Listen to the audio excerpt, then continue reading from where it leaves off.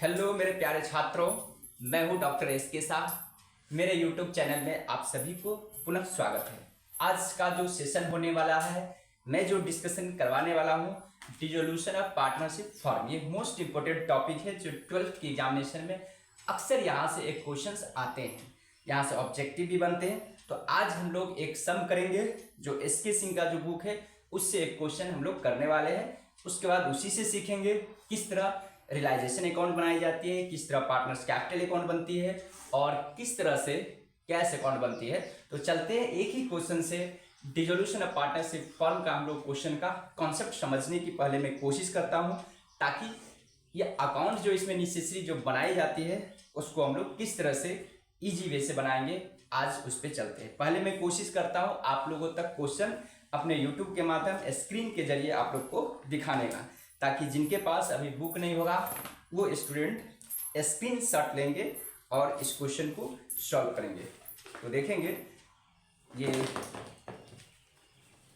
Question number 9 है, इसका आप लोग स्क्रीन शॉट लेंगे। क्वेश्चन नंबर 9 है, ठीक है, इसका आप लोग स्क्रीन शॉट लेंगे ताकि क्वेश्चन सॉल्व करने में इजी होगा। ठीक है, आई होप कि आप लोग तक क्वेश्चन चला गया होगा और कोई परेशानी नहीं होनी चाहिए। तो देखिए, एक बार हम सभी मिल करके क्वेश्चन को स्टडीज करते हैं। क्या है ये? एस के सिंह का बुक है, 12th का, देख रहे होंगे इस तरह से बुक है। और ये क्वेश्चन नंबर क्या है? 9 है, प्रैक्टिकल क्वेश्चन। तो मैं सबसे पहले मैं यहाँ पर लिखता हूँ ये क्वेश्चन नंबर कितना है? 9 है, ठीक है। तो मैं इधर से बनाना स्टार्ट करूंगा और इसके इधर से आऊंगा। तो ये क्वेश्चन नंबर 9 है, ये प्रैक्टिकल क्वेश्चंस है। तो सबसे पहले अपने लोग को बनाना क्या है वो देखना है। कहता make entries in the books of the firm to close its book. कहता आपको एंट्रीज बनाना है, ठीक है। तो अच्छी बात है, जर्नल एंट्री भी बनाना है और एंट्रीज के साथ साथ हमें रियलाइजेशन अकाउंट तो ओपन करना ही पड़ेगा, क्योंकि विदाउट रियलाइजेशन एक्सपेंस को हम लोग रियलाइजेशन अकाउंट को हम लोग प्रॉफिट और लॉस को पता कर ही नहीं सकते हैं। तो यहाँ पर और फायदा है कि एंट्री भी हम लोग सीखेंगे, साथ ही साथ रियलाइजेशन अकाउंट कैसे बनाई जाती है वो भी सीखेंगे और पार्टनर्स कैपिटल अकाउंट कैसे बनेगा वो भी हम लोग को यहाँ से पता चल सकेगा, क्योंकि यहाँ पे हम लोग को पार्टनर्स कैपिटल अकाउंट को बनाना ही पड़ेगा, तभी पता चल पाएगा कि इस पार्टनर को कितना हिस्सा होगा। तो देखिए, सबसे पहले जो एंट्रीज होगा क्वेश्चन नंबर 9 है, जर्नल एंट्रीज है। तो सबसे पहले क्या होती है? Assets realise. क्लियर है? क्लियर है? एसेट्स रियलाइज होती है, तो उसका एंट्रीज क्या होती है? Assets realisation account debit, realisation REL का मतलब रियलाइजेशन, फुली लिखता हूं, रियलाइजेशन अकाउंट डेबिट टू जितने भी एसेट्स है, और इस एसेट्स को हम लोग लिखते हैं बुक वैल्यू पे, जो बैलेंस शीट में आपको गिवन होगा। तो देखेंगे यहाँ पे बैंक को छोड़ दिया जाता है, ठीक है, क्योंकि बैंक के लिए बैंक अकाउंट ओपन होती है। देखिए, स्टॉक है, डेटर है और फिक्स एसेट्स है। तो लिखेंगे stock account 8000, debtor to stock account to debtor account to fix assets account, ठीक है, इस तरह से। तो यहां पे देखेंगे स्टॉक 8000, ये गिवन है आपको 8000 है। उस बाद डेटर देखेंगे, डेटर क्या है? 9000 है, 500 का प्रोविजन है। आपको इच्छा है तो 9000 भी शो कर सकते हो या 8500। यदि आप 9000 लिखोगे तो क्या होगा? यहाँ पे भी शो करनी पड़ेगी और लायबिलिटी के साइड में भी उसको दिखाना पड़ेगा। तो आप लोग इजी के लिए क्या करेंगे? नेट वैल्यू दिखाएंगे। तो मैं नेट पे लिखता हूँ 8500, यानी कि प्रोविजन को लेस करने के बाद जो आया वो, ठीक है सर। उसके बाद देखेंगे फिक्स एसेट्स का वैल्यू है 30,000 है, 30,000। एक बार मैं ऑन कैमरा देखता हूं, क्या आप लोग तक क्लियर जा रहे हैं या नहीं? हाँ सर, क्लियर है। चलिए, इस क्वेश्चन को ही जरिए से पूरे realization account dissolution of partnership का एंट्रीज समझेंगे।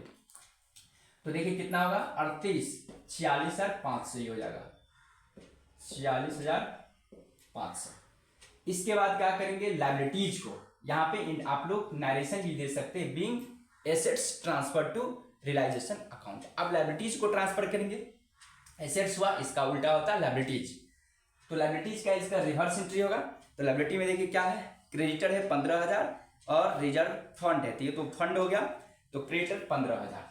तो लिखेंगे क्रेडिटर अकाउंट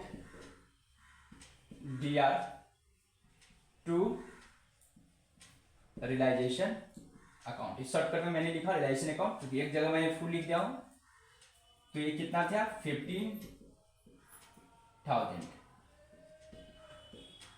ठीक है। अब हम लोग क्या करेंगे, जो एसेट्स रियलाइज हुआ उसका एंट्री कर लेते हैं, ठीक ना। तो एसेट्स जैसे रियलाइज होगा तो क्या होगा, कैश आएगा, बैंक आएगा, तो कैश या बैंक अकाउंट को डेबिट करेंगे, उसका रियलाइजेशन को क्रेडिट कर देंगे, ठीक है। क्या लिखेंगे, कैश या बैंक अकाउंट डेबिट और टू रियलाइजेशन अकाउंट, ठीक है। अब यहाँ पे एसेट्स में देखेंगे, अदर इंफॉर्मेशन में आपको दिया रहेगा कितना कितना पैसा आ रहा है। तो देखिए कहता है स्टॉक से 6500, फिक्स एसेट से 28,500 और डेटर से 8,000। इसको जोड़ेंगे 28,500 और 6,500, तो 29, 6 35 और 8 43, 4300 यहाँ पे रियलाइज हुआ। 43,000 यहाँ पे मैं नारेशन देता हूं ताकि आप लोगों को कंफ्यूजन नहीं होगा। लिखेंगे बीइंग एसेट्स रियलाइज्ड,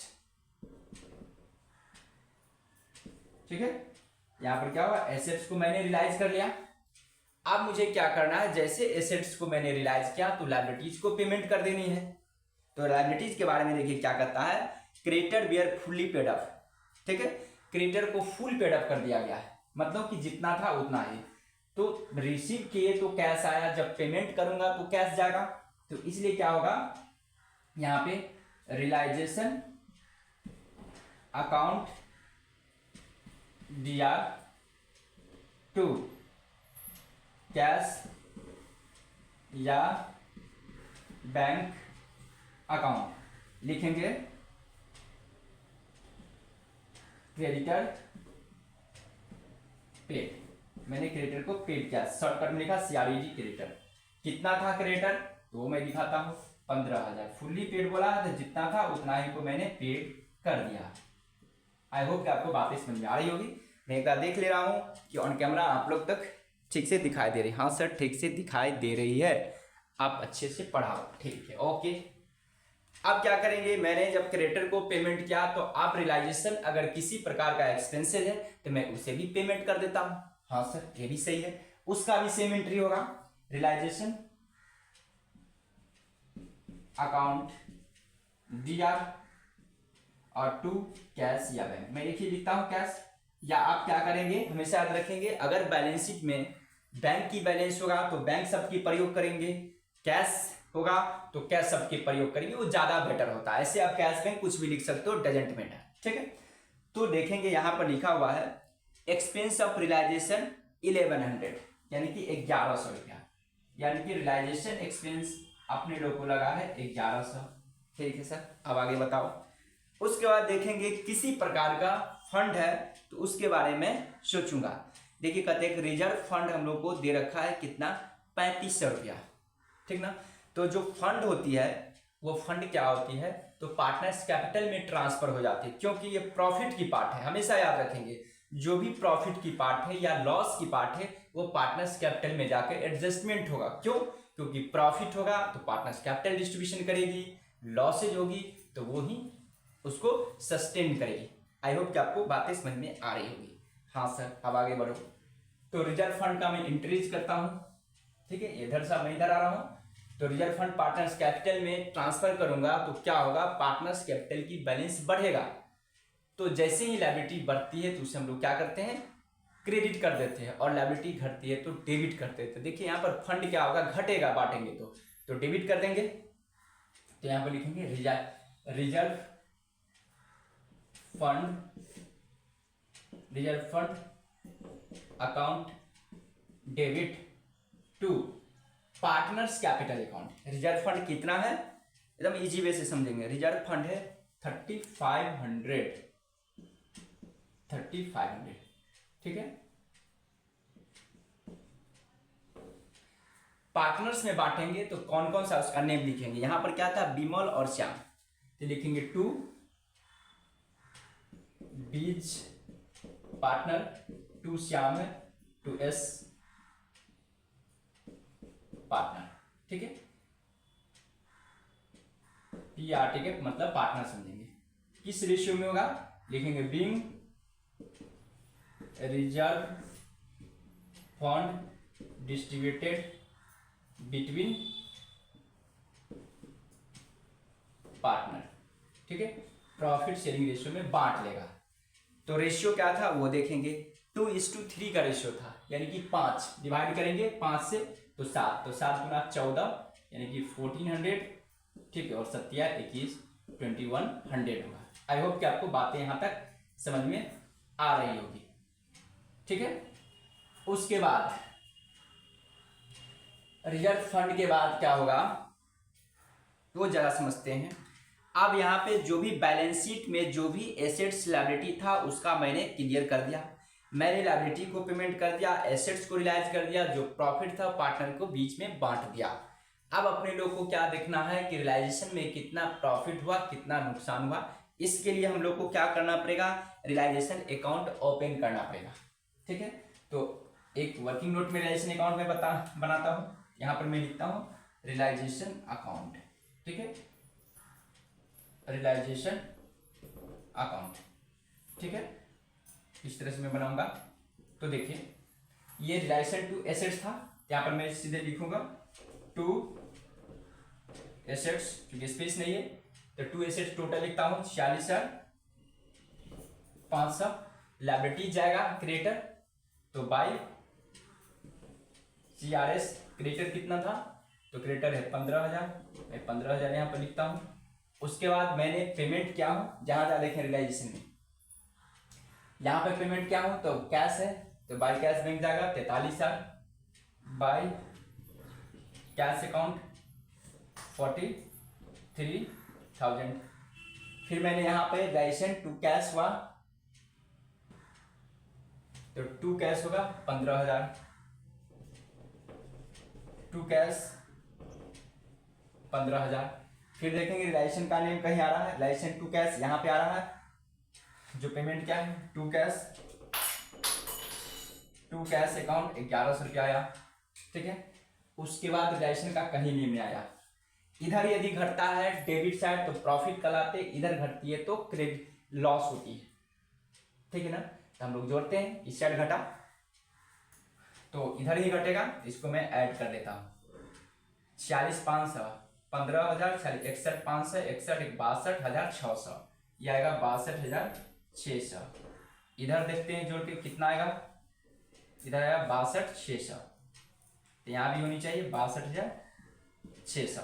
यहाँ पे हो रहा 43 58,000, यहाँ पे होगा 58,000। एक बार देखता हूँ कि आप लोगों को दिखाई दे रहा है कि नहीं, हाँ सर दिखाई दे रहा है। तो यहाँ पे होगा 58, ठीक है। यहाँ पर बचेगा कितना, इसको जोड़िए 46। देखिए 46 से नुकसान आया आंसर में, हाँ ठीक है आ गया।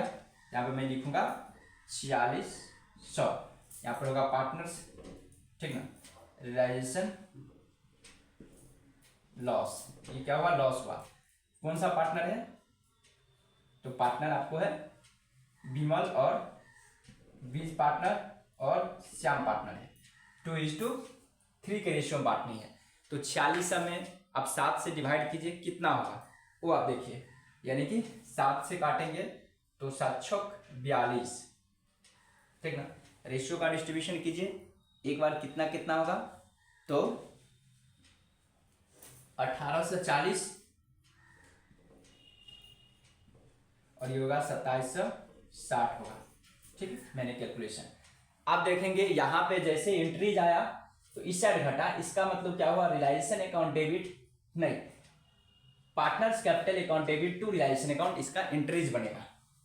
ठीक है, यहाँ पर मैं लिखूंगा बीच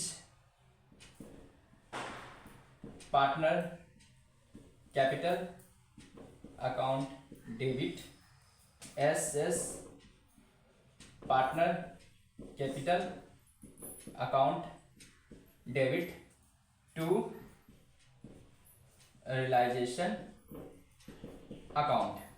ठीक है, कितना आया 1840, 2760 इक्वल टू 4600। ठीक है, आई होप कि आपको समझ में आ गया होगा। अब अपने लोगों को क्या करनी है, रफ में फिर पार्टनर्स कैपिटल अकाउंट ओपन करनी है, जिसके जरिए से हम लोग को पता चल सकेगा किस पार्टनर को कितना हिस्सा हुआ। ठीक है, किसको कितना पेमेंट करनी है और किसको कितना लानी है। ठीक ना, तो पार्टनर्स कैपिटल अकाउंट में बनाता हूं जिससे कि पता चल सकेगा। तो यहां पर देखता हूं मैं स्पेस है तो मैं यहीं पे बनाऊंगा पार्टनर्स कैपिटल, तो शायद यहाँ पे स्पेस है कि मैं बना सकूंगा और आप लोगों को समझ में भी आएगा। तो देखिए मैं यहीं पे बनाता हूँ पार्टनर्स कैपिटल अकाउंट। ठीक है, 2 कॉलम है, 1 2, यहाँ पे भी होगा 2, 1 और 2। ठीक है, यहाँ पे होगा बी और यहाँ पे एस, बी और एस बाय बैलेंस बीटी, जो भी ओपनिंग कैपिटल है।